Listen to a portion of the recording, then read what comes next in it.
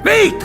And the guy said, I prophesy as commanded. Suddenly, the winds began to move. In Ezekiel 37, he said, the hand of the Lord was upon me, and he carried me to a valley of dry bones. And he said, truly the bones were dry. That's what man we call hopelessness of the highest order. The guy used his brain. He studied the bones, and he saw that these were not just dry, they were really dry.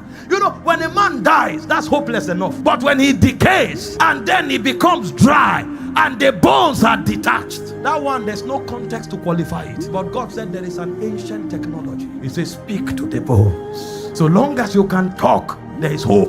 The precursor of hope is talking. So long as you can talk, there is hope. I know in your realm, death is hopelessness. Decomposition has no definition. Dry bones have no definition. Then detachment or talk. There's something older than the elements of time. Before bones were formed, words were spoken. At the beginning I spoke. Nothing is older than words. Speak. And the guy said, I prophesy as commanded. Suddenly, the winds began to move. That means if the wind move, talk. And if the wind don't move, talk.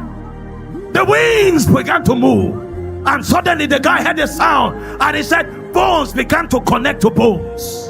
Bones began to connect to bones.